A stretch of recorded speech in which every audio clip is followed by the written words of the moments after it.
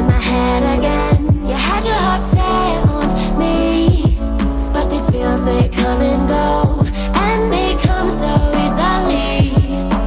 Tell me what it is about you that I can't forget, but you're breaking down my walls again, just to set me free.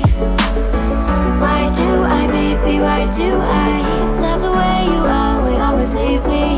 Why do I, baby, why do I love the touch but never love the feeling?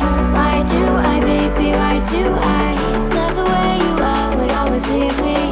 Why do I, baby, why do I love the touch but never love the feeling?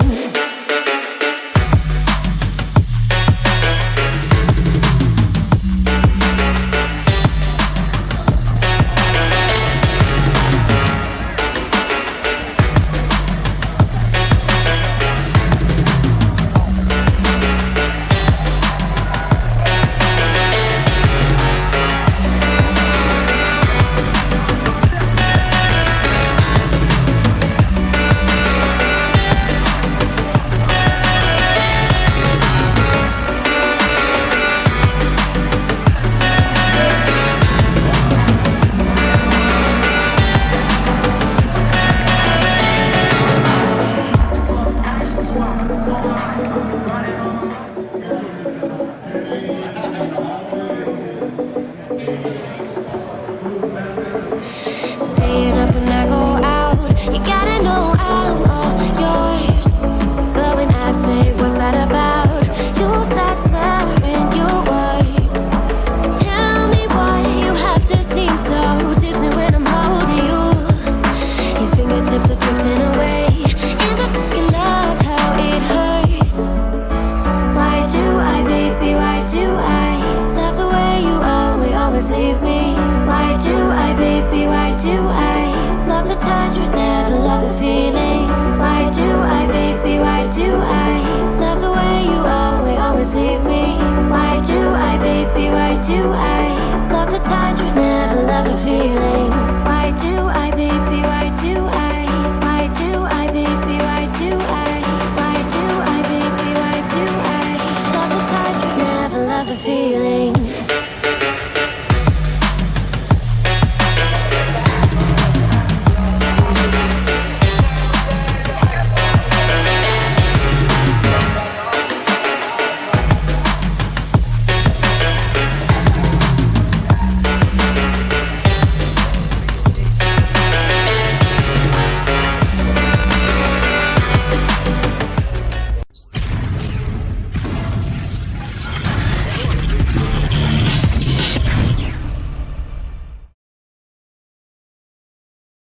Welcome to the DO Boxing Show. I'm your host, Dameon Okposio, and thanks so much for tuning in to another episode. It's Monday, June the 10th, 2019, today, and I wanted to talk about the International Boxing Hall of Fame weekend that we just had. It was amazing. It started on a Thursday. There was a number of events for the International Boxing Hall of Fame. It took place in Canastota, New York. It's about maybe about a 4 or 5 hour drive from Toronto.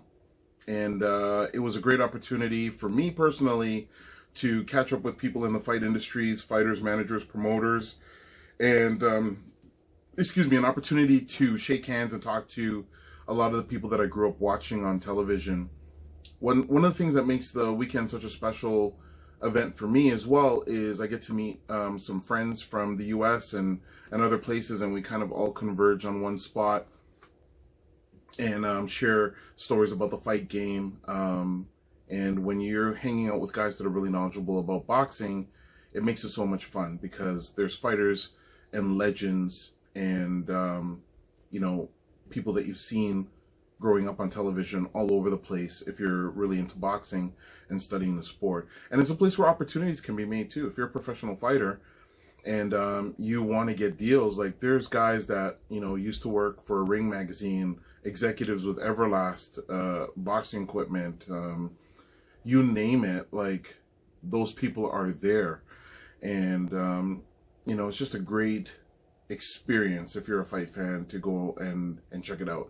So I got put onto it by Darrell and Donald Wambalt, and they've gone somewhere around 18 for the last 18 years. And it's like a tradition with them going regularly. And I've gone for the last, I think it's been the last 4 or 5 years. I may have missed 1 or 2 years. But it's a weekend full of amazing events. Whatever you like to do, whether you like to golf, just sit around, eat food, lie in the sun, sunbathe, whatever, you can do something at the International Boxing Hall of Fame and meet fighters doing it. So it's just such a great event. You know, they jam-pack every day full of events. I went up Thursday. Well, I started my trek Thursday night to make sure that I was there for Friday. And, you know, I was there for the fist cast ceremony. I was able to meet fighters. But one of the cool things is I bought a pass to go to the VIP lounge at Turning Stone Casino because they had fights on Friday. So there's the VIP pass for the lounge there. It was amazing. I got you also a t-shirt. So they gave you like a Hall of Fame shirt, water bottle bag. It's just awesome, man. Like, if you're a fan of boxing, it's worth the money that you spend to go there. The prices aren't crazy. They're definitely very reasonable. I take advantage of everything. Anything that I'm interested in doing, I definitely take advantage. You got to pay if you want to play. And so it was a great weekend. I had a lot of fun. Friday night, went to the fights at Turning Stone Casino, which is probably about a half hour away from Canastota. It's not that far. And they had fights there. They had a 7-bout professional fight card with up-and-coming fighters. And I was interested in the co-main event and the main event. Co-main event was David Papat versus James McGirt Jr. Since Buddy McGirt or James McGirt Sr. was getting inducted. His father was getting inducted. It was cool to see his son. His son looked so much like how he did when he was in his prime, and similar fighting style. So that was very cool to check out. And of course, the main event, Zab Judah versus Cletus Seldin. So the Hebrew Hammer, Cletus Seldin, showed up and showed out. He was in shape.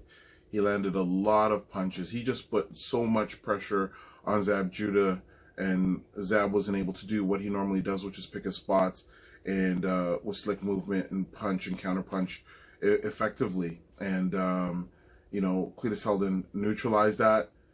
You know, I don't know what was the factors because I didn't follow Zab's training camp and Cletus's training camp leading up to it. So I don't know if Zab Judah was just overtrained and dehydrated and unable to be as active as he wanted to be. Never, like, mind you, he did look very slick and he was in tremendous shape, man. Like, he was cut. He looked like he was in good shape. So can't really say what it was or if it's just time, a lot of big fights, and his body's just not reacting, reflexes just not reacting the way he'd want them to. I don't know. But Cletus Seldin took advantage of the opportunity. He came in shape. He was very strong, very energetic.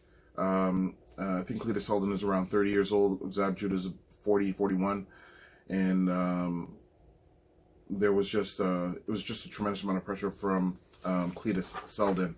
He put on a lot of pressure. He was reminiscent of Ricky Hatton in Ricky Hatton's prime, and he won a stoppage in that fight. So Zab Judah had to go to the hospital. He walked out of the ring on his own, and he even took photos and everything with Cletus Seldin afterwards and showed good sportsmanship. But he had to go to the hospital, and there was reports that it was some bleeding on the brain. So as far as I know, that he was responsive and communicating while he was there. He didn't go into a coma like there was some reports saying, and apparently he's back home now. So I haven't followed all of that extremely close to say exactly or definitively.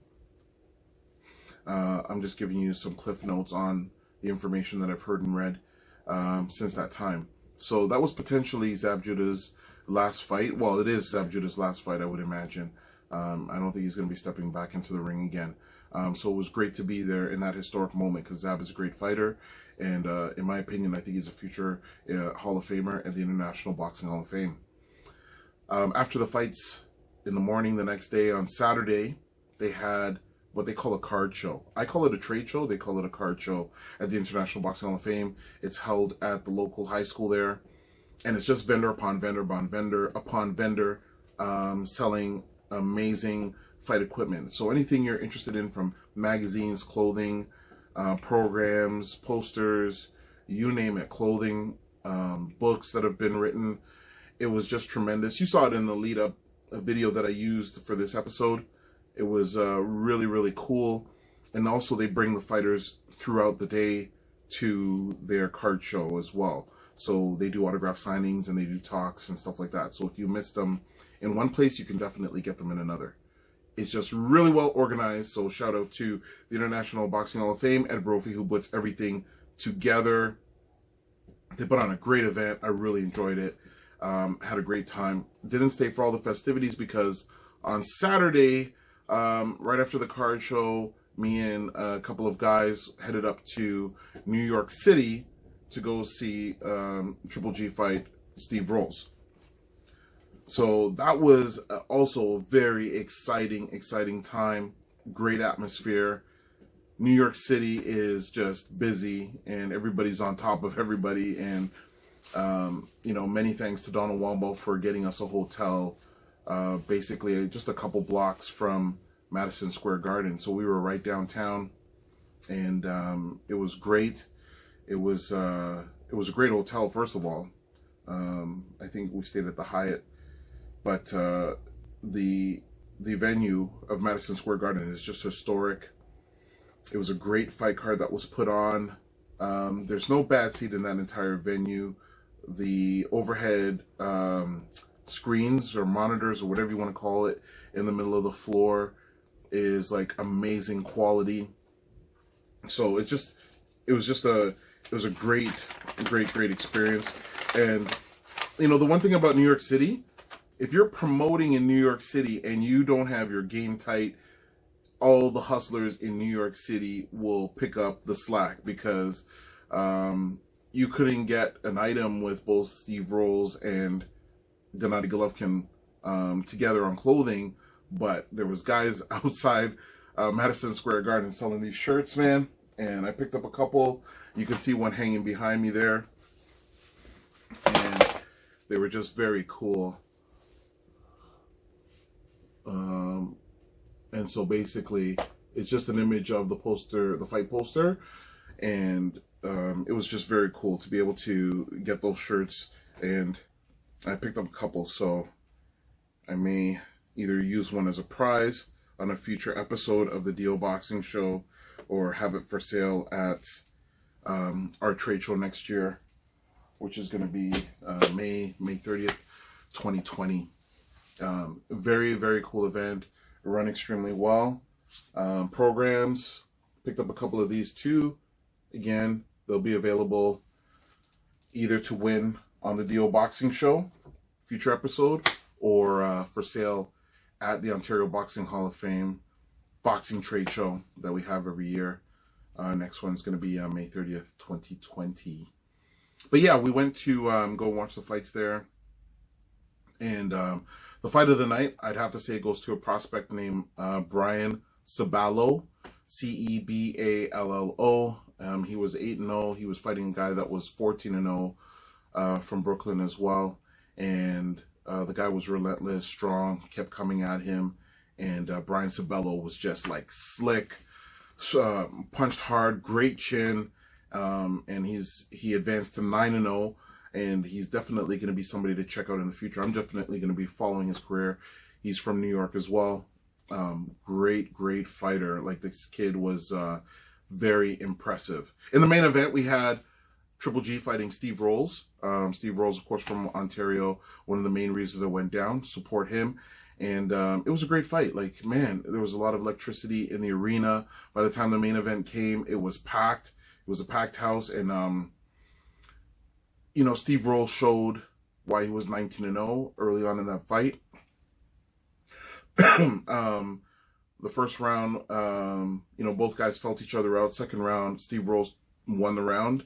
And, it was good. Like, he landed some sharp punches on on Golovkin, but Golovkin showed the difference in the experience and class, and why Golovkin's a superstar. He's got that granite chin, and he's got that great power, and he landed in the 4th round, and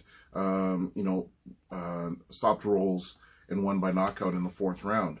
So hopefully, Rolls can use this opportunity as a stepping stone to other things as well that'll be better in his career.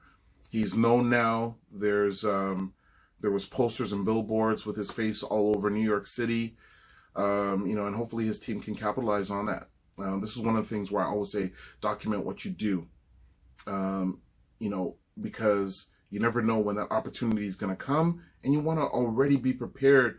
You want to have a library of stuff. A lot of people are going to be looking up Steve Rolls on the internet, and what are they going to find? So his team has the opportunity now to capitalize on that. And, if you as either a fighter or somebody in the fight game is looking to capitalize on your career and build up so that when you get that opportunity, you can take advantage of it, think about that. That's what I do with DO Media, DO Boxing Consulting, help people build their portfolio up and give yourself a presence so that when you go and you walk into some company to get some sponsorship or advertising, they can look up who you are and what you've done. And that's one of the things I can say about going down to the Hall of Fame. I thought was really cool. I got recognized by a lot of people that I never even met before, from different parts of Canada, different parts of the US, that had just seen me online. And it was very cool. Again, anybody, if you see me out there, come up and say hello. It was great. I enjoy that, man. And it never bothers me no matter where I'm at. Just come out and say hello. It was an awesome experience for me to have that happen. But, for all fighters, especially if you're an active fighter, it's something that it just takes time. It doesn't necessarily even have to take a lot of money. Just capture what you do, document what you do. You guys are getting yourselves in tremendous shape, putting it all out there on the line. Get credit for the work that you've done. So I think that's an important thing. And Steve Rolls, I think, put himself in a great position. It was disappointing, of course, for him to lose the bout, but in life you can write your own narrative, and he can use this opportunity again with the exposure that he had to try and navigate into other opportunities now. So I wish him all the best. He had the bravery, courage to take advantage of the opportunity when it came up, and he had the resume to be able to step in there. So I think it was just a great weekend, number one. And number two, sorry, I hope Rolls is healthy and in good health. And I wish him all the best. It's great, man. It's great to see boxing growing. It's great to see Canadians getting opportunities and falling into certain spots where they can boost themselves, boost their image, and boost boxing in Ontario as well. It was fun. If you're a huge boxing fan, check out the International Boxing Hall of Fame. It goes on every year. It's an amazing event to go to, well worth the money. That being said, if you're local, you're in Ontario, check out the Ontario Boxing Hall of Fame induction ceremony and boxing trade show. And we put on a great event as well. Our next event will be May 30th, 2020 in Woodstock, Ontario. I'm looking forward to that. And that's going to be a great event as well. Remember, if you have any questions related to boxing, send us a message through Twitter at DOKPOSIO, through email, okposio@hotmail.com. And don't forget to subscribe to get every episode of the DO Boxing Show. Thanks so much for tuning into this episode, and we'll catch you on the next one.